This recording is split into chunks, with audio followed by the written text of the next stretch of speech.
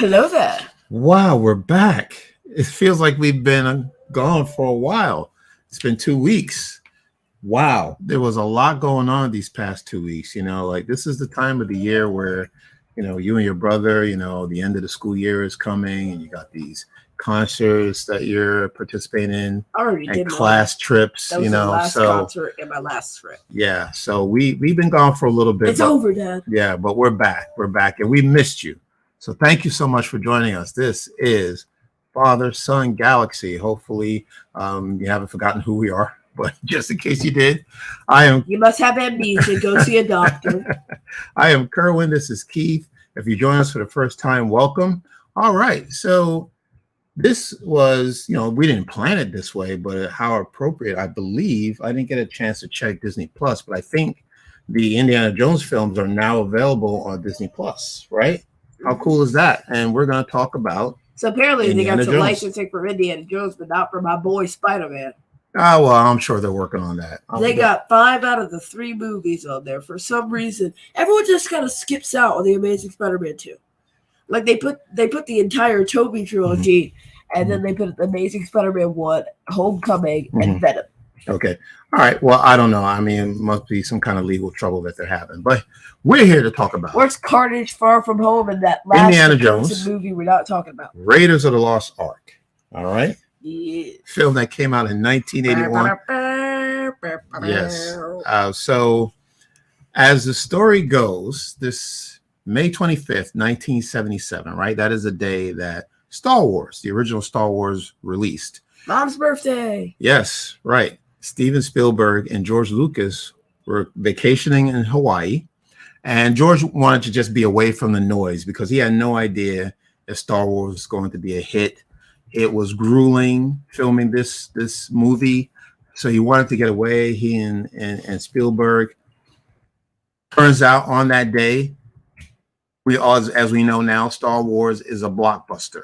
All right, everybody's going to see it. Lucas breathes a sigh of relief, and then he asks Spielberg, well, what are you going to do next? And Spielberg said, well, I always wanted to direct a Bond picture, a James Bond picture. Well, George said, well, you know what? I got something better than Bond. Does he have the license to Bond? No, he didn't. Does he have the license to kill? No, he did not, unfortunately. But George has something better. He said, well, I have an idea of this archaeologist who gets involved in these important artifacts and he gets caught up in the supernatural. And the name of the... Okay. Wait, keep going. And the name of the character is... Dr. Aphra. There you go. That's very good, Keith. Very good. Yeah. Well, Dr. Aphra, if it wasn't for Indy, there wouldn't be a Dr. Aphra, So, so the name of the character was going to be Indiana Smith. And Spielberg said, you know what, this is great. This sounds awesome. Imagine if every villain addressed Indiana Jones as Mr. Smith. Yes, Dr. Smith. Doesn't have the same. Mr. Smith. Doesn't have the same ring. Yeah, Dr. right. Jones just sounds so much better. Exactly. So Spielberg said, it's so much more fun to say Dr. Jones when you're British. I agree. So Spielberg, say it like you're British, Dad. I can't do the British accent. He's bad at this. Okay. So Spielberg agreed with you and said, well, I love everything about this idea except for the name. I don't like the name Indiana Smith. So George said, okay, well, all right, well, why don't we do Indiana Jones? And there you go. Where did he come up with Jones? I don't know. I guess that was the name that just popped in his head. I don't know. Anyway, Indiana. Okay. All right. And by the way, Indiana is named after George Lucas's dog.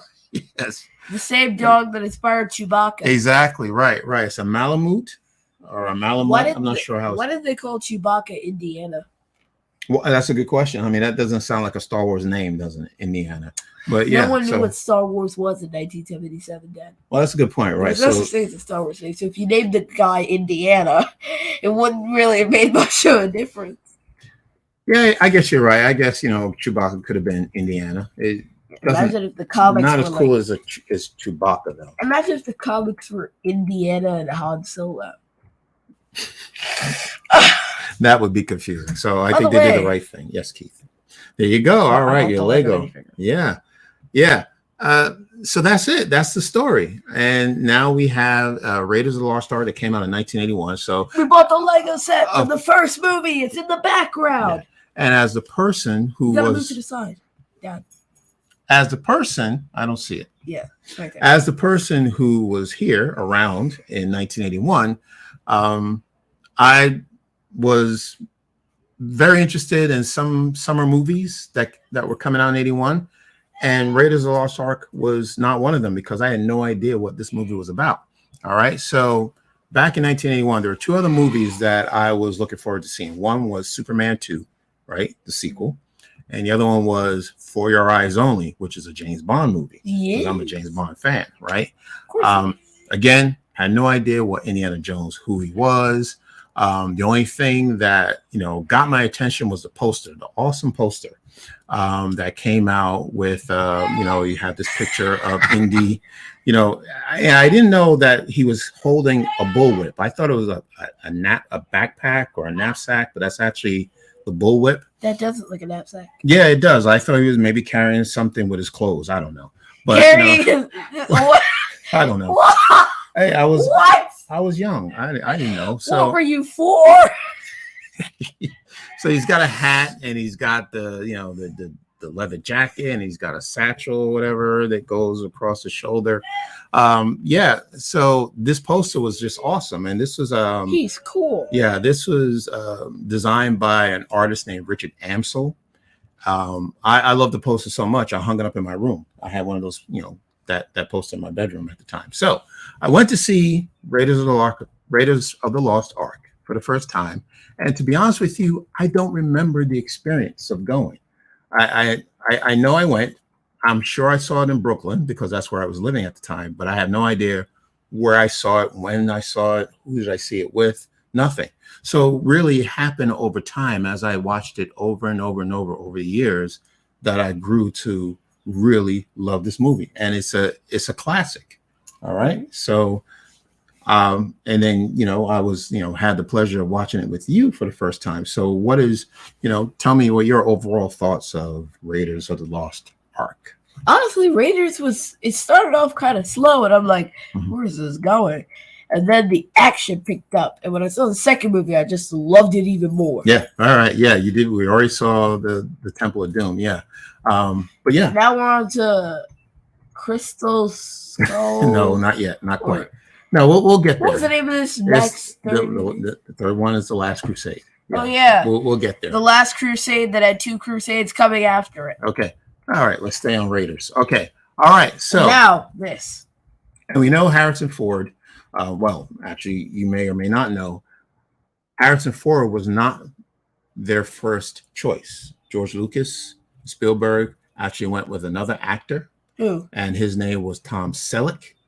If you were around at the time, you knew Tom Selleck was a big television star. He had a TV series called Magnum PI. So here's what happened. So he actually screen tested for the role and got the part.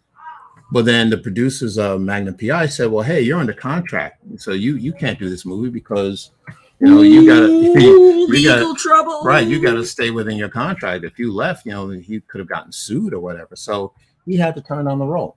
And then in comes Harrison Ford. Spielberg saw him in The Empire Strikes Back and said to George, that's Indiana Jones. And George said, well, no, I don't want Harrison Ford because that would be the third movie that he'd be doing for me. And I don't want him in every movie that I'm making. He could pull a Sam Raimi and just literally do that on purpose. Yeah, well, that's not what George wanted to do. He didn't want to use the same actor. Some directors are so comfortable with using the same actors in every film almost. Like Martin Scorsese, you may not know who that is, but Robert De Niro appeared in, I don't know, 80%, 85% of Scorsese's films. So George didn't want that. So, okay. But he gave in and realized that Harrison Ford was the best man for the job. And here we are. All right. Okay. So do we have, okay. All right. So we're going to continue and we are going to talk about the first 15 minutes of the film, right? The first 15 minutes of the film, obviously, it just sets the tone for the rest of the movie. I mean, it's a very simple story to follow. All it's all about stealing an idol. Indiana going after this artifact.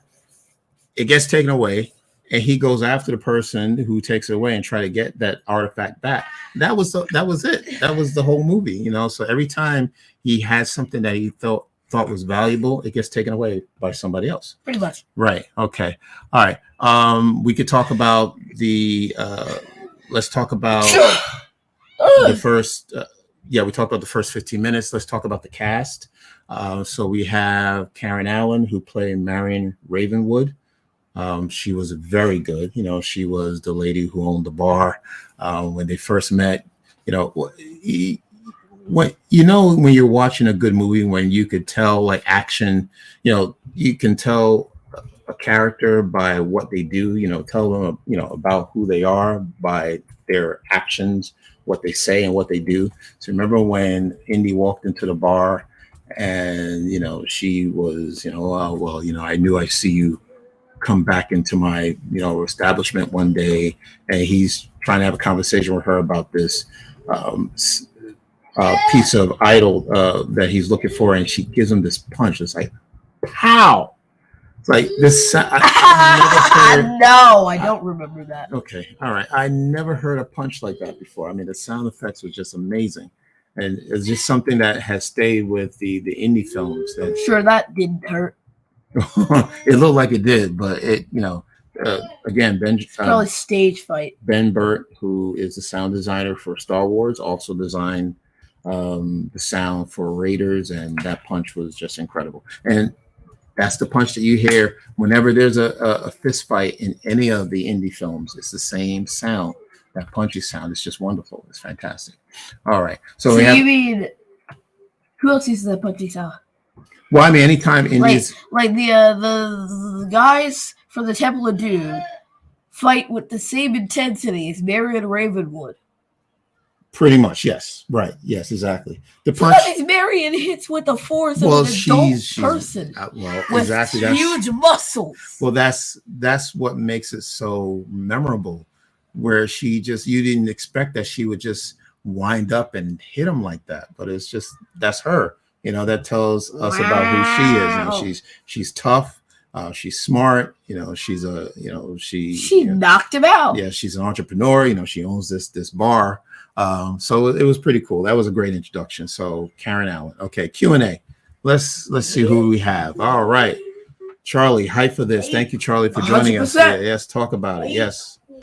And popping the popcorn. Katie, hi friends. I'm excited for this stream. One of my favorite movies. Oh, wonderful. Thank you so much. Thank you so much. Alex, hey guys, looking forward to chatting with you both. Hope you both are having a great day. We are having a great day. We're glad to just be back. I know we've been gone for a little bit. So this is fun to talk about Raiders. Yeah. So again, talking about okay. I missed it. Okay, I forgot. Who are right? Yeah, who are we? Yeah. Who are you, Alex? Yeah. So we're talking about the first 15 minutes. So everything that you saw in 15 minutes of the movie is what takes place throughout the entire movie. So this was fun. Whenever you see scenes, whenever they show you scenes of Indy, on TV, or if you've seen clips of the movie, one of the iconic moments you see is when he is kneeling down at that idol. There's this idol that he's trying to go after. That's the one that he's staring at. Oh, and he swaps. And he swaps it with the bag of sand, to make sure that the weight matches up. And then, of course, it doesn't. And you got these booby traps and the darts come out. Tried to steal the idol. Right, and Satipo ended up getting. Let's just say he had a wrestling match with some spikes and lost. Yeah, he thought he can get away with the idol, and he did not. So, by the way, do you know who plays Satipo? The actor? Doc Ock. You knew that. Okay, cool. Yeah. Unironically, a man with 4 arms got impaled by them. Alfred Molina. I think that was his first movie role. Right, that was way back. Yeah. So then, of course, you got the boulder. Then that's another iconic scene that you are always seeing on the TV or whatever in a clip. that boulder scene was awesome, and the rolling, the rumbling sound. So the first 15 minutes is awesome. All right, let's go through the rest of the cast. So now we have Marcus Brody, who is like Indy's confidant, consigliere or whatever, the one. What? Consigliere. It's a term from The Godfather. So he's he's somebody who French. Somebody who Indy can confide in. Like he's very smart. He's a confidant. Yes. Yes. Okay. He is a college professor, just like Indy. And when the two gentlemen from the United States government came in and started asking about the Ark of the Covenant, what is it about? Why is it so valuable? And you have Marcus and Indy going through, taking them to Sunday school and telling them about what the Ark represents. So that's played by Denham Elliott. Is his name, Denham Elliott. Okay, and then we have Salah, who is played by John Rhys Davies. Salah is the man in Cairo who is helping Indy find the Ark. Oh, and then, remember the monkey? And he's like, "Don't eat that." That's right. That's bad fruit. Bad dates. The monkey's dead. And the monkey, right, exactly. So the monkey saved Indy's life. Yeah. And then let's talk about the villains. So Paul Freeman. So he was the villain in white. Usually in a movie, the villain wears black, and we have that type of villain. But this guy was just so cool, right? He just seemed like he just stepped out of a GQ magazine or something. He wore the hat, the fedora, just like Indy. He wore an all white suit, like he had a white shirt and the jacket. Yeah, I guess like Kingpin. And I was wondering, like, why is he wearing white? But that's because he's not doing any of the dirty work. Yeah. You know what I mean? He doesn't have to get his suit dirty because he's not doing anything. He's the really reason he wears white is because all the dirt he doesn't end up in the dirt. So he can wear whatever he wants. Exactly right. So he has other people doing the work for him.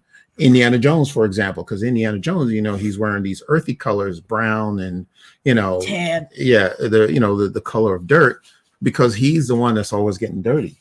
He's the archaeologist. Right. He's the one with the shovel. He's the one that's digging for the artifact, and once he gets it, and then here comes Belloc to come in and just swipe it, and then of course he did. On to the chase. Yeah. He took the check and bounced.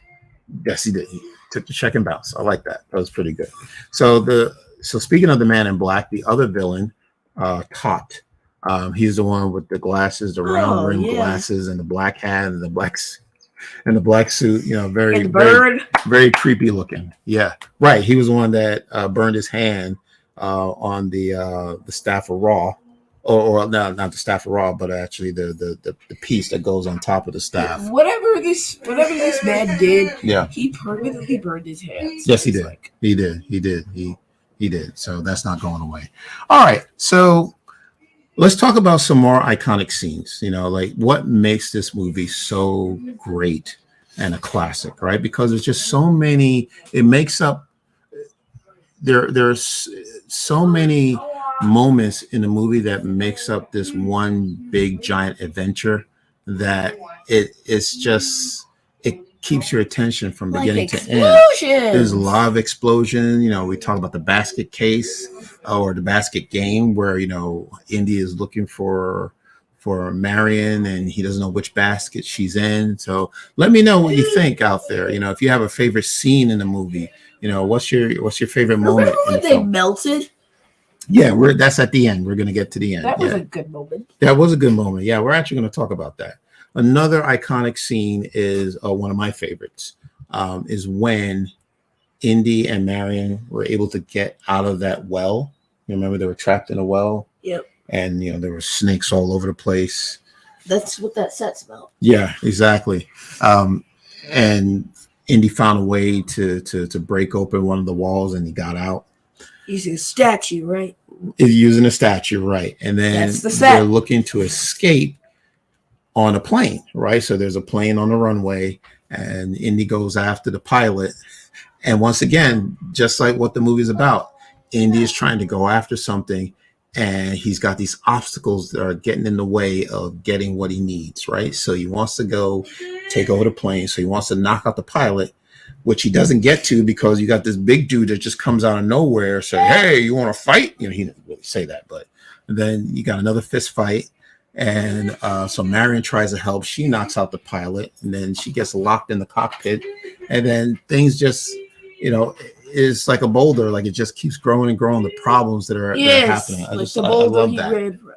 Right? Yeah. I mean, it's just, okay. Now he's got to deal with this. This movie sounds like one big metaphor in retrospect. Yeah, he's got to deal with this big dude coming after him while the plane is turning.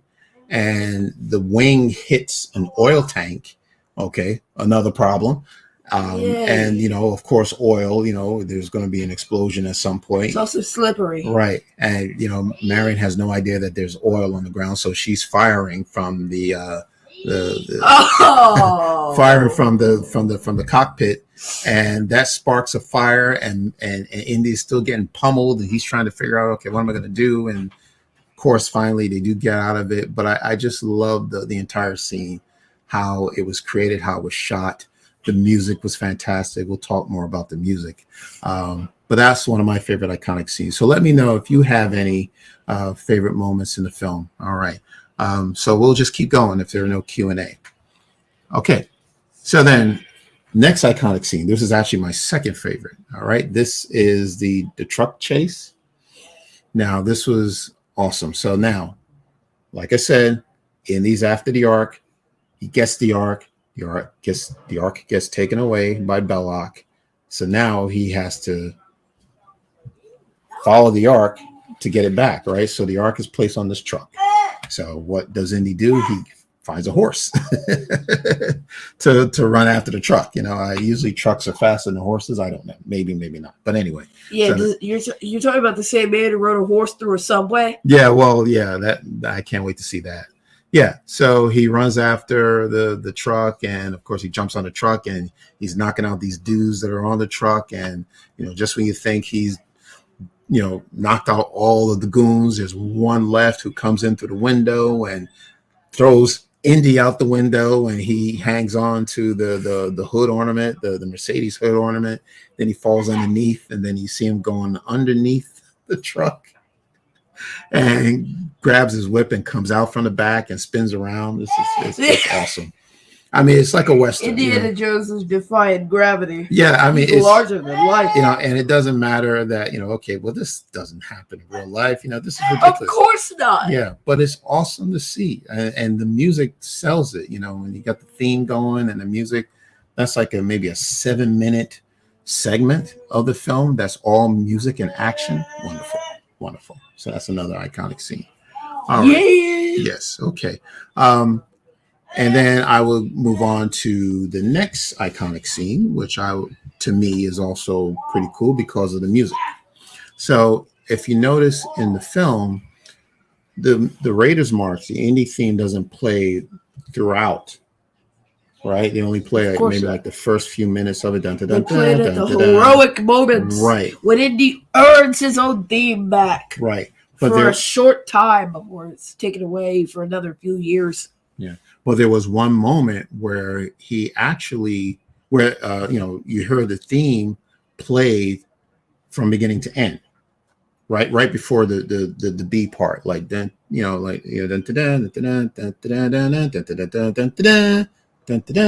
right. So that was when Indy jumped on the submarine.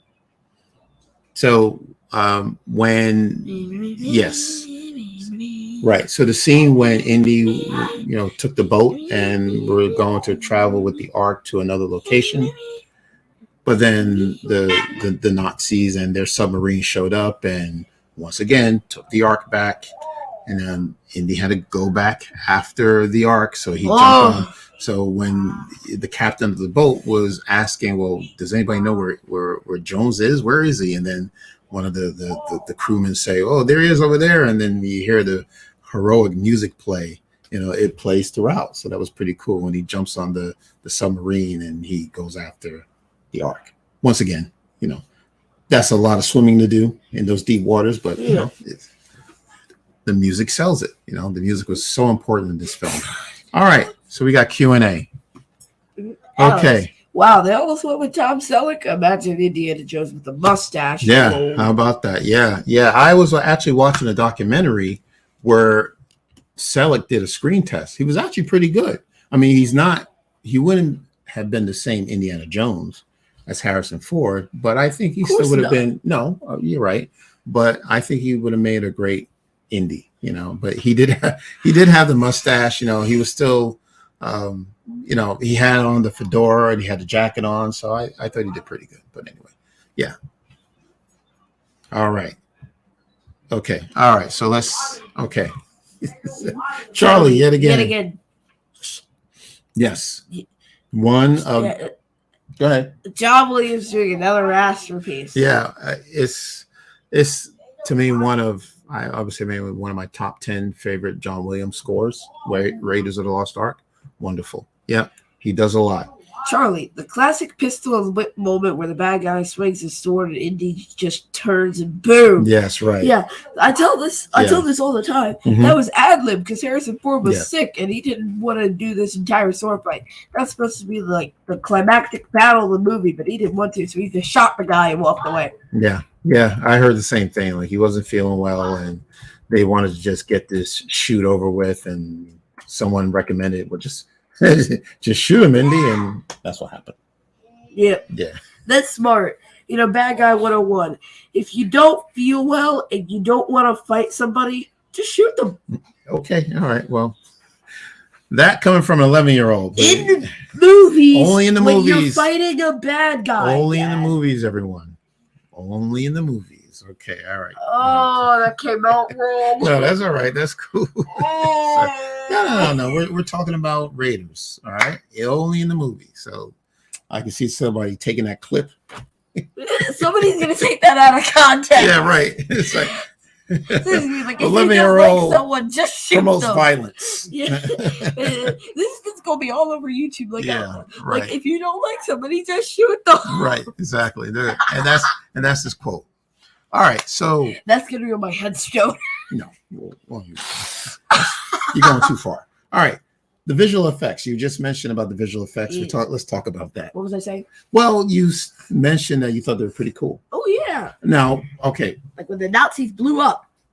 Well, okay, yes, right. So of course the idea is of this ark. We had no idea what was in the ark. We were told that the 10 commandments, that Moses carried were actually in the ark, but we didn't know that.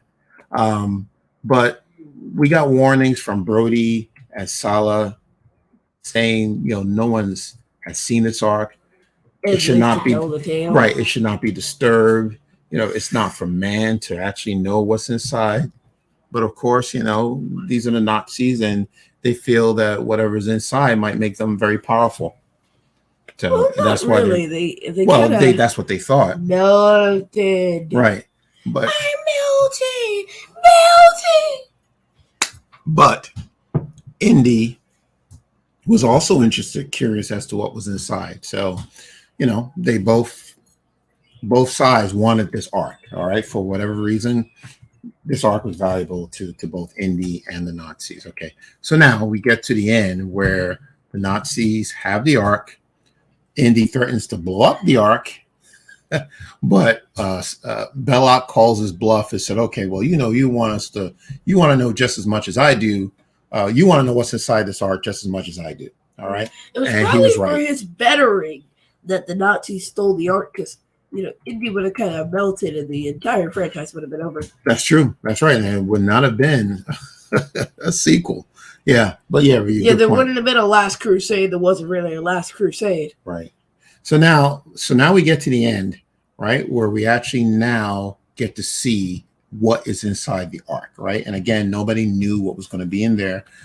I'm seeing it for the first time in 1981. I had no idea what was going to be in there, and when they opened it up, so far everything looked pretty cool. You saw the angels, the ghosts flying around. It looked beautiful. It looked incredible. Like, wow, what is this? This is interesting. Great. And then all of a sudden, things turn dark, and then fire shoots out, and then at that time, I'm not a gore person. I don't like horror films. I don't like graphic violence. Nobody does. And this would be considered graphic for that time, but I wasn't really turned off by it. I actually thought it was cool. I don't know if, I guess I could say that, right? I mean, I'm a teenager at the time, and I'm thinking I'm seeing something on the screen that I've never seen before. Like this guy's face just melts off the bones, and the other guy, his face just gets scrunched in, and the other one explodes. Now, and by the way, so Belloc is the guy who had his head explode. It took me years to realize that's exactly what happened to him, because you see there's so much fire in the foreground. I couldn't tell what was going on. I don't know if he was getting burned alive or what was happening, but I really couldn't tell. There was a boom, and I couldn't either. Okay, well, how did you know his face exploded? I knew one of the face melted. Oh, I didn't okay. know it exploded. Yeah, see, yeah. So the same thing. Like when I saw it, you have to watch it more than once to catch. Yes, you have to watch the most graphic scene of the movie over and over to realize Yeah. the gore in it. Yeah, it was just interesting. Like, wow, I could. By the way, I need to talk to you after the stream. Sure, no problem. I'm saying to myself, wow, did that really happen? The guy just exploded. Okay. All right, Q&A. What do we have? All right. Then Indiana had a good idea. Shut your eyes, Marion. Yeah, that's exactly what he said. Don't look, Marion. Yeah. Yeah. The SSW Network. Hello. Thank you so much for joining us. Hello there. Speaking right. of which, the second movie, it's called like Obi-Wan's Cantina. That place. Yes, right. In the dude's exit from. Yeah, I could tell that you actually like Temple of Doom maybe a little bit more than Raiders. I do. Yeah. Okay. So we're gonna get to that next week. I think it was actually cooler. Yeah. Okay. Short Round. He was like the MVP of the movie. Ooh. Okay. Yeah. I can't wait to talk about Short Round was the best. Yes. Okay. So let's wrap up Raiders of the Lost Ark. Okay. So let's talk about what this movie is, its legacy 40 years later. So of course it's critically acclaimed. If you look at 8 Academy Award nominations. Yeah, if you look at some of these greatest movies of all time lists, it is there. It's considered one of the best films ever made by a lot of critics. Let's talk about the Academy Awards. So it won. It was nominated Best Picture, for 8 Best Academy Director, Awards. Best Cinematography, Best Art Direction, so set direction, Best Sound, Best Film Editing, Best Visual Effects, Best Original Score, and the Special Achievement Award for Sound Effects Editing. Right. Okay. And then it won 5 Academy Awards. So it won for Best Art Direction, Best Sound, Best Film Editing, Best Visual Effects, and then a Special Achievement Award for the visual effects. For the sound effects editing. Again, because of the punch. And that was the sound effects was just incredible. And that movie was preserved in the Library of Congress for the National Film Registry in 1999. Yes. Took longer for Return of the Jedi to be registered. That's true. But Which surprises me because Return of the Jedi came first. Well, Raiders came out in 81. Oh yeah. Right. Never mind. Yeah, 2 years later. But you're right. ROTJ was 1983. So. But you're right. I mean, it did take Return of the Jedi longer to get to the Library of Congress. But again, Raiders was this instant classic when it came out. So look at the Academy Awards that it won at the time, and people are still talking about it. Filmmakers to this day say it's such an influential movie. Do for they them. put TV shows in there? In the Library of Congress? That's a very good question. I don't know. I hope they'll put Stranger Things up there. Well, how about that? Yeah. I don't know. I'll have to go back and take a look and see if they include TV shows in there. Why are they collecting these? The films? Why are they collecting the films? Yeah, why are they collecting them? You know what? Let's do more research on that. But I understand that what they're doing. When World War III breaks out, are the people in Congress just going to be streaming movies? Well, film. When they made movies back in the day, they were made on film, and film tends over time to deteriorate, right?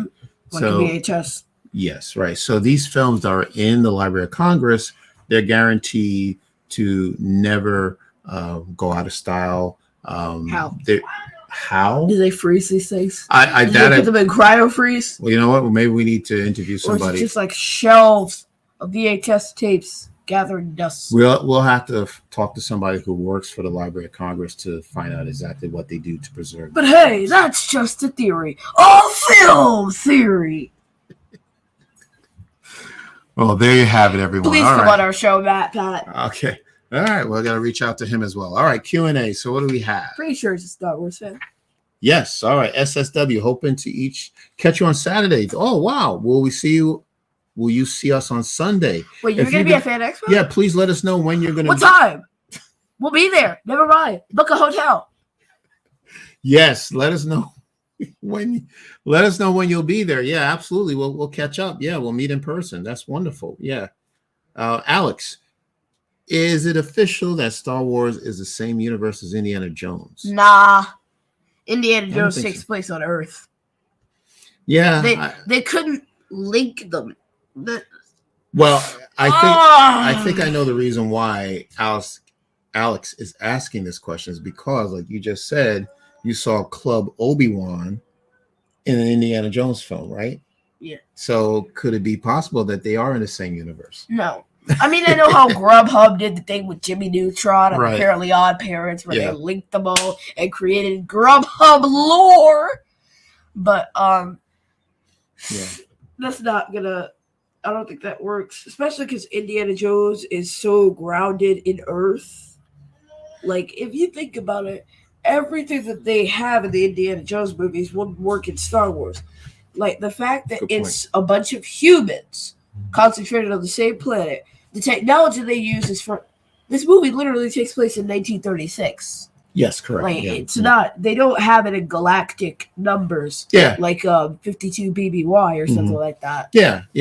I think Alice was just trying to, make the connection between... there's not necessarily connections. I think it's just like that George Lucas wanted to include stuff from his stuff and other stuff that he made with some stuff. Right. Well, they do that to each other's movies, right? Like in E.T., Spielberg included Yoda. You remember the Halloween? Well, I'm talking about the Halloween scene. I don't know if you remember that, but when E.T. was dressed as a ghost. Oh, okay. Well, you're looking at me like you... Okay, so you do remember. E.T. photo. Anyway. If E.T. was evil. Do they cryo freeze? Mr. Freeze has joined the chat. Cryo. What did I say? Cryo? Cryo freeze. You're talking about Cairo here. We're talking about freezing things. Okay. All right. Mr. Freeze has joined the chat. Okay, you're on Sunday at 1:30. I think we can make that. Yeah. I think we can make that. No? Yeah. Okay. I think we could. Okay. All right. So, Charlie, I will be at the Fan Expo in Colorado. Nice. Hope you all have fun at that Fan Expo. Yeah. There's one in Colorado? They have it all over the country. I mean, I don't know all the locations. Yeah, but, we're going to be all over the world. All over the what do you call this place? The nation this year. We hope so. We're not going to make it to every location. Like Chicago, Illinois, San Francisco, Atlantic City. Yeah. SSW said you can see C-3PO and R2 when they get the Ark in hieroglyphics. Yeah, that's pretty good. Of course you can. Well, now listen to this. Like I said, what we said earlier. They brought in Dr. Afra, who's an archaeologist, into Star Wars, right? And that would not have happened if it wasn't for Indiana Jones. So that's pretty cool. Yeah. So that's nice. All right.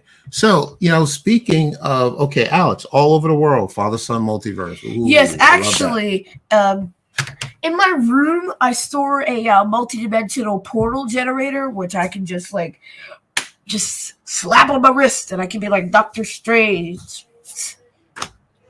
And do you go in the portal? Have you ever gone to? Tell me what is on the other side of the portal.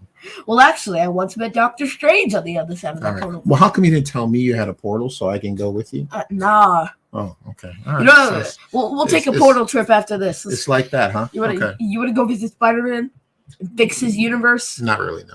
Unless you're afraid. Because I might mess something up. Right. I might mess something up. Yeah. That's a quote from Multiverse of Madness. I might rewatch the movie. Make things worse. Or don't. All right. Speaking of the Fan Expo. So, yes, we wanted to remind you that this Saturday we will be at the Fan Expo. All right. So we will be there on Saturday, June 3rd. All right. At 3 p.m. Eastern time on the creator stage. So if you're in the area, If you can make it, tickets are still available. Come on Tickets out. on sale now. Tickets are still available. So if you're in the area, come on out and see us. We'll also have a table as well. So after we presented, come up and say hello. Just meet us in person. Just talk about who you are, and just start up a conversation. Looking forward to it. And again, you don't need to just come there to see us. I mean, there's so many other people that are going to be there. So listen to this list. All right. Starting with Hayden Christensen. Yes. And then you got Hayden. You want to alternate? Okay, sure. Hayden Christensen.